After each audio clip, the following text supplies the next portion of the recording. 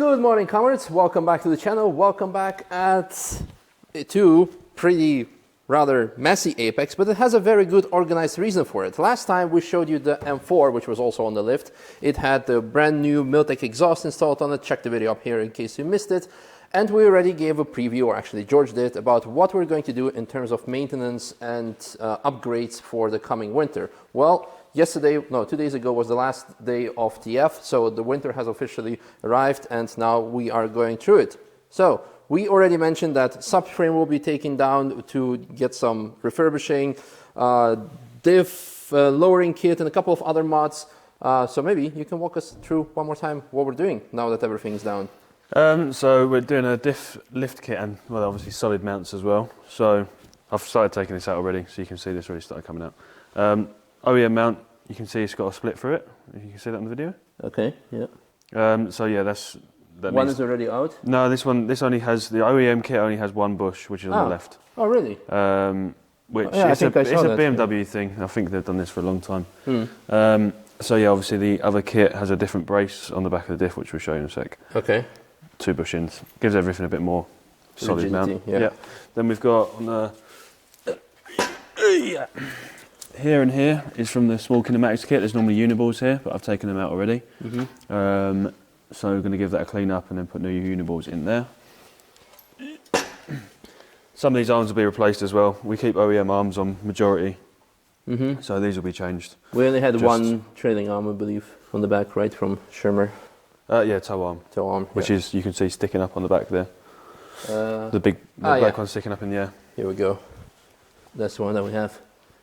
And for people who have missed previous video, I'm going to say like, oh my god, you're showing Team Shermer secrets. You can see the uniballs. You can actually order them online now. Uniballs are quite stiff, so. Yeah. They've been on there a while. They've been on there for a season, so they can just We're going to be also replacing them, right? The uniballs.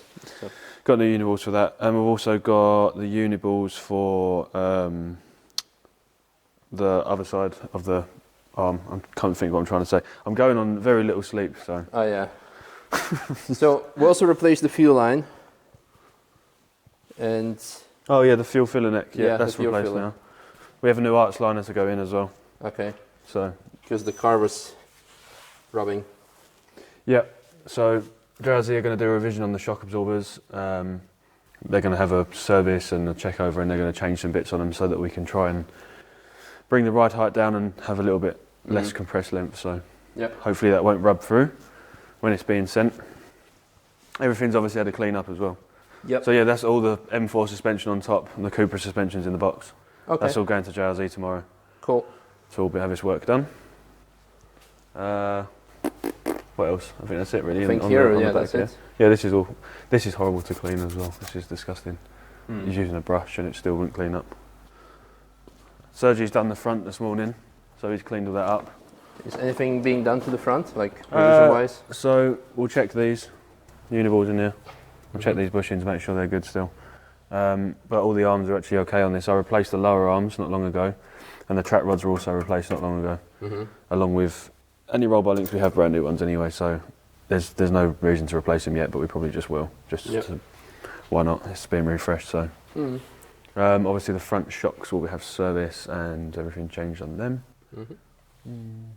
Not much else here, to be honest. Yep. Discs are relatively new. New pads will go in before the next season anyway.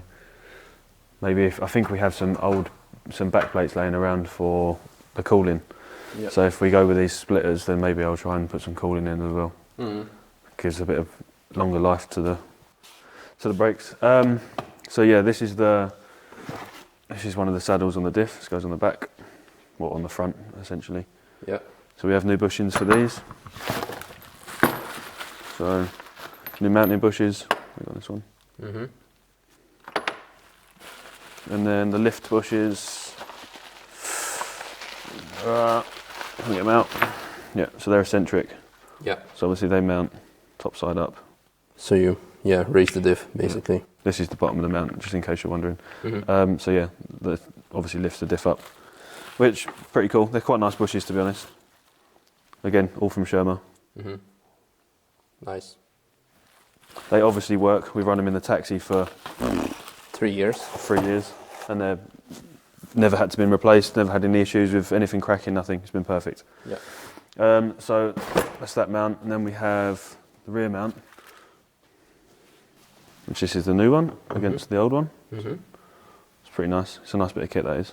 So what's different to it? Like also mounting position? Or? Yeah, mounting position. So yeah, to raise the whole total. And obviously this looks pretty, doesn't it? Oh yeah. I like how we kept it subtle and didn't go like for anodized blue or something. Oh no. So these are all the washers and stuff that go with it, the bolts that come, uniballs for the tow arm, uniballs for the other small part of the Kinematics kit. These are the old uniballs from the subframe. These are done. What else have we got? These are the subframe bushings. Yes. So these are the ones. So this is like where originally this is the one that I've started taking out the subframe when there's normally one. I've got these ones to go in, so they'll be going in. And they're going to be 2 now. Yep. Other than that, that's all we've done so far, other than a lot of cleaning and stuff. But yeah, a lot of people, like when we did the video after Kubica Labs, so check it out up here in case you missed it, but I'm pretty sure many of you have seen it. One thing that many people have asked, diff oil and diff revision, etc. Are we doing anything to it? We're not doing a revision because it's okay. We haven't had any problems with this diff at all.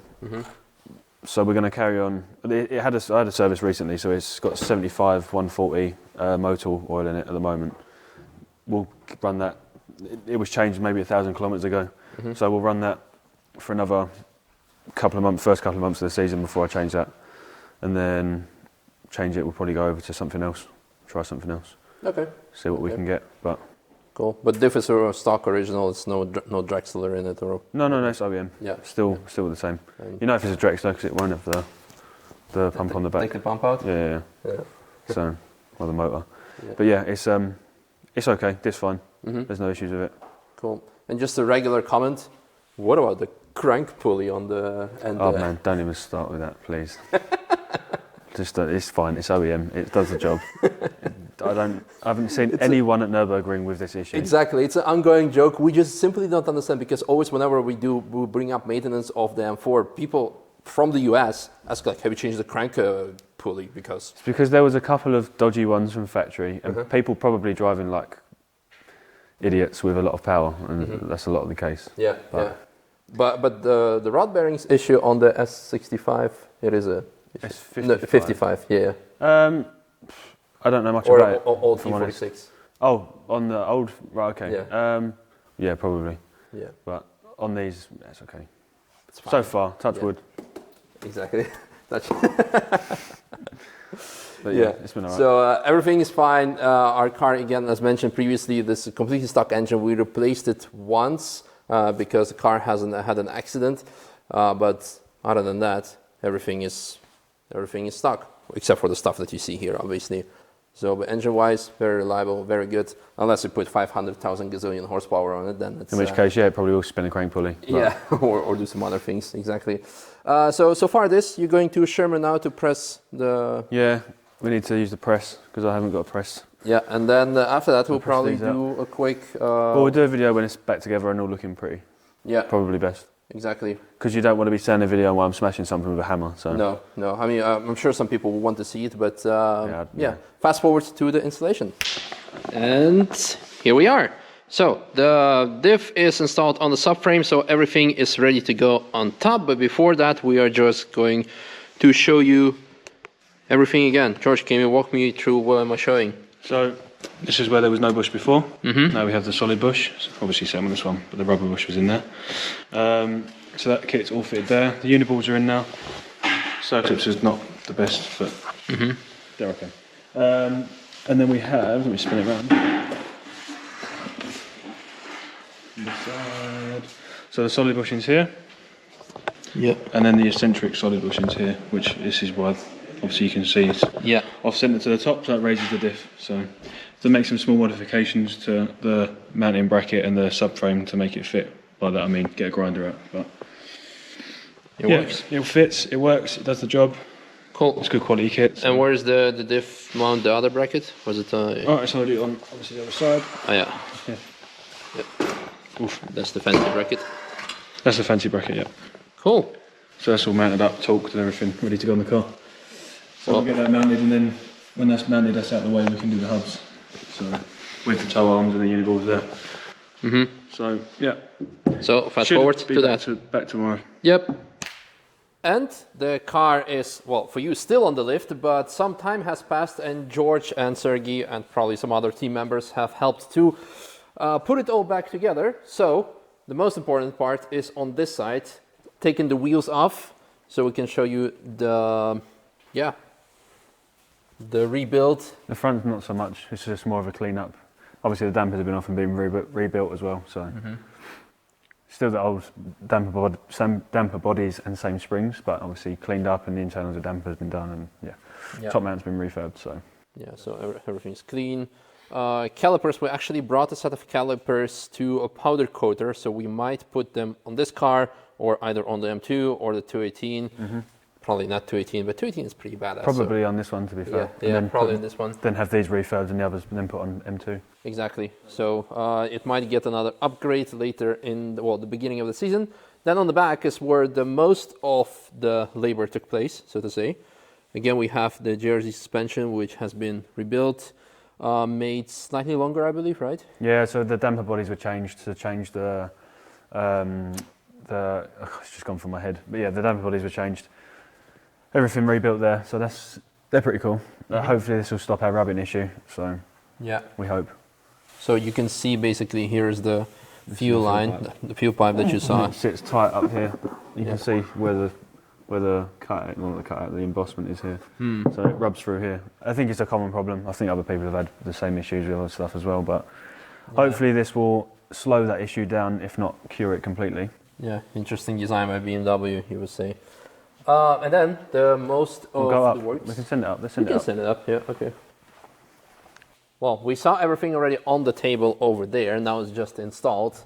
But again, you can see all the clean components that have been cleaned, rebuilt, refurbished. New uniballs, I believe, right? Yep. So we've got new uniballs. The rods are still the same. They're still good condition. So a little bit of paint chipped off, but nothing crazy. So new uniballs, nuts, cleaned up all the ends, so the spacers and stuff.